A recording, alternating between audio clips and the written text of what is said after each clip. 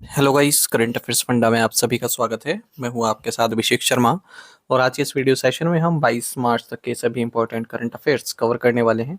हमेशा की तरह आप इस वीडियो को अंत तक जरूर देखिएगा। आज भी आपको काफ़ी कुछ जानने के लिए मिलेगा। सेशन की शुरुआत हमेशा की तरह क्वेश्चन ऑफ द डे से करेंगे, जिसका आंसर आपको अभी कॉमेंट बॉक्स में करना है। पूछ रहे हैं, which state is known as the land of blue mountains. किस राज्य को नीले पहाड़ों की भूमि के रूप में जाना जाता है? ऑप्शंस हैं गोवा, मणिपुर, मिजोरम या फिर हिमाचल प्रदेश। जल्दी से आंसर कर दीजिए, फिर आगे बढ़ते हैं। इस वीडियो सेशन की PDF current affairs fund app पर अवेलेबल है, वहां से आप डाउनलोड कर सकते हैं। न केवल इस वीडियो सेशन की, बल्कि जितने भी हमारे daily, weekly, monthly current affair sessions आते हैं, सभी की PDF current affairs fund app पर आपको मिल जाती है। ये पीडीएफ आपको हम 1 ईयर वैलिडिटी वाला जो पीडीएफ कोर्स है उसके तहत प्रोवाइड कराते हैं। तो इस कोर्स के तहत जितनी पीडीएफ है करंट अफेयर्स फंड ऐप पर आपको मिल जाएंगी। कोई भी आपका एग्जाम हो, banking, SSC, railway, state, PCS, जहाँ पर भी जनरल अवेयरनेस या करंट अफेयर्स पूछे जाते हैं, केवल यही हमारा जो मटेरियल है पीडीएफ फॉर्मेट में, ये आपके लिए सफिशिएंट है और कुछ आपको पढ़ने की नीड नहीं रहेगी। तो ऐप का लिंक वीडियो के डिस्क्रिप्शन में दिया गया है, फर्स्ट कमेंट में भी पिन कर दिया गया है। उस लिंक पर क्लिक कीजिए, ऐप को इंस्टॉल कीजिए। लॉगिन करने के बाद आप कंप्लीट मटेरियल एक्सेस कर पाएंगे। फिलहाल इसका आंसर कर दीजिए, फिर करंट अफेयर सेशन की शुरुआत करते हैं।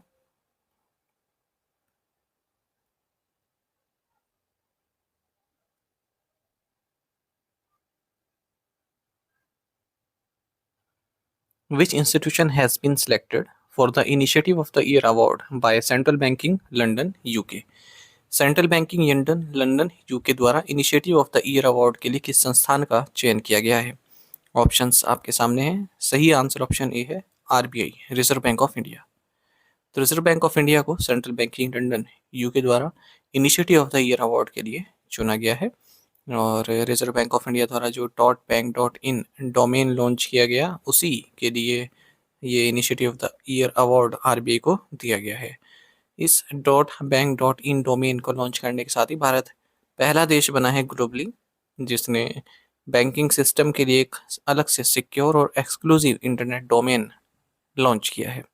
फरवरी 2025 में से लॉन्च किया गया था और बैंक्स को भी निर्देश दिए गए हैं कि वो .bank.in पर शिफ्ट करें। ये रेगुलेटेड एंटिटीज ही इसको यूज़ कर सकती हैं, इस डोमेन को। ठीक है, एक ऑथेंटिकेट बैंकिंग प्लेटफॉर्म ये हो जाएगा और जो फ्रॉड वेबसाइट्स हैं, ठीक है, उनका ही पता लग जाएगा। Institute for development and research in banking technology, ये सोल रजिस्ट्रार बनाया गया है इस डोमेन के लिए और बैंक को शिफ्ट होना पड़ेगा इस डोमेन पर अक्टूबर एंड तक। What is the theme of world water day 2026? विश्व जल दिवस 2026 का विषय क्या है? राइट आंसर ऑप्शन सी है, water and gender. World water day हर साल मनाया जाता है 22 मार्च को, एग्जाम में पूछा जाता है ये। 2026 में इस डे का थीम है वाटर एंड जेंडर और स्लोगन है where water flows equality grows. Sustainable development goal 6 भी वाटर की इंपॉर्टेंस के बारे में बताता है, clean water and sanitation for all. देखिए, आप कोई भी एग्जाम दें, सस्टेनेबल डेवलपमेंट गोल्स आपको याद होने चाहिए। पूछ लेते हैं, when is the world sparrow day observe? विश्व गौरैया दिवस कब मनाया जाता है? ऑप्शंस आपके सामने हैं। सही आंसर ऑप्शन ए है, 20 मार्च। तो वर्ल्ड स्पैरो डे 20 मार्च को मनाया जाता है। 2010 में से लॉन्च किया गया था इस डे को nature forever society of India ecosys action foundation के द्वारा। थीम है I love sparrows. What is the theme of world oral health day 2026? विश्व मुख स्वास्थ्य दिवस 2026 का विषय क्या है? ऑप्शंस आपके सामने हैं। सही आंसर ऑप्शन डी है, happy mouth is a happy life. World oral health day 20 मार्च को मनाया जाता है। 2026 में इस डे का थीम है a happy mouth is a happy life. 20 मार्च इसलिए चुना गया है, ओरल हेल्थ इंडिकेटर को ये रिफ्लेक्ट करता है, जैसे हेल्दी एडल्ट्स के 20 नेचुरल टीथ होने चाहिए उसकी लाइफ के अंत तक, और चिल्ड्रन के पास 20 बेबी टीथ होनी चाहिए। Who has been elected as the new prime minister of Thailand? Thailand के नए प्रधानमंत्री के रूप में किसे चुना गया है? राइट आंसर ऑप्शन डी है, अनुतिन चार्नविराकुल। थाईलैंड की पार्लियामेंट ने अनुतिन चार्नविराकुल को देश का नया प्राइम मिनिस्टर नियुक्त किया है और ये भूमचाई थाई पार्टी के लीडर हैं 2012 से ही। थाईलैंड की कैपिटल आप जानते हैं बैंकॉक है, कैपिटल यहाँ, करेंसी यहाँ की थाई बात है। Which organization has signed an agreement with the Ministry of Environment, Forest and Climate Change to act as the Environment Audit Designated Agency under the Environment Audit Rules 2025? पर्यावरण audit नियम 2025 के तहत पर्यावरण audit नामित agency के रूप में कार्य करने के लिए पर्यावरण, वन और जलवायु परिवर्तन मंत्रालय के साथ किस संगठन ने समझौता किया है? राइट आंसर ऑप्शन सी है, नेशनल प्रोडक्टिविटी काउंसिल।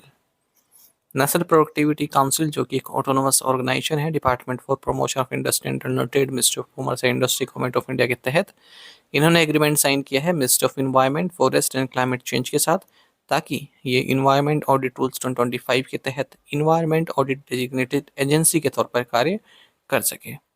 तो ओवरऑल जो मैनेजमेंट है इन्वायरमेंटल ऑडिट फ्रेमवर्क का, उसकी रिस्पॉन्सिबिलिटी अब नेशनल प्रोडक्टिविटी काउंसिल के पास आ जाएगी। जैसे कि एलिजिबिलिटी क्राइटेरिया होना चाहिए, ठीक है, एग्जामिनेशन सर्टिफिकेशन के लिए जो कंडक्ट यही कराएगा, registration of auditor, monitoring of their performance and capacity building.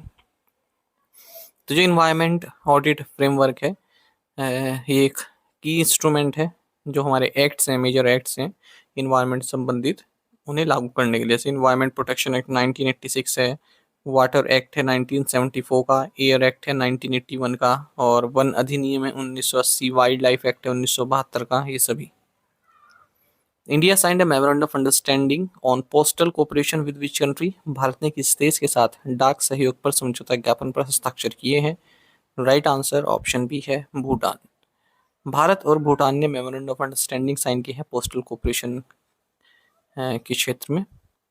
और the MOU aims to promote cooperation in areas such as postal operations, technology development, capacity building, logistic connectivity, philately, and knowledge exchange.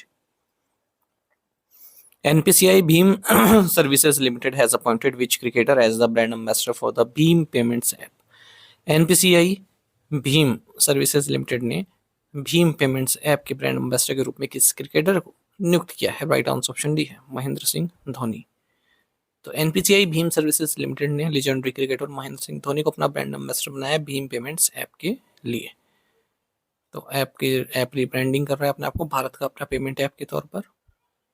NPCI भीम services limited 2 अगस्त 2024 को स्थापना हुई, wholly owned subsidiary है national payments corporation of India NPCI की, Mumbai based. Tata Steel has signed an MOU with which institution to collaborate on the development of low carbon steel making technologies? Tata steel ने कम carbon उत्सर्जन वाले इस्पात निर्माण प्रौद्योगिकी विकास में सहयोग करने के लिए किस संस्था के साथ समझौता ज्ञापन पर हस्ताक्षर किए हैं? राइट आंसर ऑप्शन डी है, university of science and technology Beijing. Tata steel ने मेमोरेंडम ऑफ अंडरस्टैंडिंग साइन किए हैं university of science and technology Beijing के साथ low carbon steel making technologies के डेवलपमेंट के लिए। तो रिसर्च टीम टाटा स्टील से, Tata steel research and innovation limited से, और जो ये university of science and technology Beijing है, ये जॉइंटली रिसर्च करेंगे 4 ब्रॉड थीम्स पर लो कार्बन स्टील मेकिंग के क्षेत्र में रिसर्च करने के लिए। Who has been appointed as the interim part-time chairman of HDFC Bank? HDFC bank के अंतरिम अंशकालिक अध्यक्ष के रूप में किसे नियुक्त किया गया है? राइट आंसर ऑप्शन है के मिस्त्री। अतनु चक्रवर्ती, इन्होंने रिजाइन कर दिया है पार्ट टाइम चेयरमैन और इंडिपेंडेंट डायरेक्टर के तौर पर HDFC बैंक के। और रिजर्व बैंक ऑफ इंडिया ने अप्रूवल दे दिया HDFC बैंक को, के मिस्त्री को इंटरिम पार्ट टाइम चेयरमैन बना सकता है बैंक का, ठीक है, 19 मार्च से 3 महीने के पीरियड के लिए। टू द पॉइंट क्वेश्चंस, उनके आंसर देख लेते हैं। What is Navroz? नवरोज एक ancient Persian new year festival है, spring equinox and rebirth of nature typically occurring on March 20 और 21। स्ट्रेट ऑफ हॉर्मुज कहाँ है? तो ये मिडिल ईस्ट में है, पर्शियन गल्फ को गल्फ ऑफ ओमान और अरेबियन सी से कनेक्ट करता है, ईरान, ओमान और यूएई के बीच है। HPV का मतलब क्या है वैक्सीन के कॉन्टेक्स्ट में? Human papilloma virus. World book capital 2026 Rabat Morocco है। World book capital 2027 Medellin Colombia है। आप में से कई स्टूडेंट्स ने बिल्कुल सही आंसर किया, इस तरह से आप पार्टिसिपेट करते रहिए। चलिए आज के असाइनमेंट क्वेश्चन देख लेते हैं, इनके आंसर आपको भी करने हैं कमेंट बॉक्स में। गॉड्स ओन कंट्री किस राज्य को कहते हैं? किस राज्य को पिंक सिटी स्टेट कहते हैं? राइस बाउल ऑफ इंडिया किस राज्य को कहते हैं? स्पाइस गार्डन ऑफ इंडिया किस राज्य को हम कहते हैं? और लैंड ऑफ थंडरबोल्ट किस राज्य का निकनेम है? इन 5 क्वेश्चंस के आंसर आपको कमेंट बॉक्स में करने हैं। यदि एक क्वेश्चन का आंसर भी आता है वो भी आप हमें अवश्य बताइएगा। यदि आप हमारी daily current affairs PDF, weekly PDF, monthly PDF और हर महीने के banking and economic awareness PDF चाहते हैं तो करंट अफेयर्स फंडा का बढ़िया मेंबरशिप प्लान आप ज्वाइन कर सकते हैं, जिसका लिंक आपको वीडियो के डिस्क्रिप्शन में या फिर फर्स्ट कमेंट में मिल जाएगा। आपको बता दें, इस वन्य मेंबरशिप प्लान के तहत जितना भी हमारा पीडीएफ कंटेंट है वो हम आपको 1 साल तक के लिए प्रोवाइड कराते हैं, जिसे आप डाउनलोड कर सकते हैं, प्रिंट आउट भी नहीं करवा सकते हैं। इसके लिए चाहे तो आप करंट अफेयर्स फंडा ऐप को यूज़ कर सकते हैं या फिर अपने लैपटॉप या सिस्टम की मदद से वेब लॉगिन भी कर सकते हैं। कोई भी आपका एग्जाम हो, बैंकिंग, एसएससी, रेलवे या फिर स्टेट पीसीएस, जहाँ पर भी जनरल अवेयरनेस या करंट अफेयर्स पूछे जाते हैं, सभी एग्जाम्स के लिए हमारा पीडीएफ कंटेंट काफ़ी यूजफुल है। इस पीडीएफ कोर्स में आपको RBI circulars, financial awareness, digital awareness, banking awareness, general economic awareness सब कुछ प्रोवाइड करा रहे हैं, वो भी 1 साल की वैलिडिटी के साथ। ये कोर्स आपको करंट अफेयर्स फंड ऐप पर मिल जाएगा। आपका लिंक वीडियो के डिस्क्रिप्शन दिया गया है, फर्स्ट कमेंट में पिन कर दिया गया है। उस लिंक पर क्लिक कीजिए, ऐप को इंस्टॉल कीजिए, लॉगिन करने के बाद आप ये कोर्स बाय कर पाएंगे। फिर भी कोई डाउट आपका रहता है, ये हमारा कस्टमर केयर नंबर है 8448169188, इस पर आप कॉल कीजिए या फिर व्हाट्सएप करके भी जानकारी प्राप्त कर सकते हैं। टेलीग्राम चैनल ज्वाइन करना ना भूलिएगा, करंट अफेयर्स फंडा नाम से हमारा टेलीग्राम चैनल है। Thank you guys.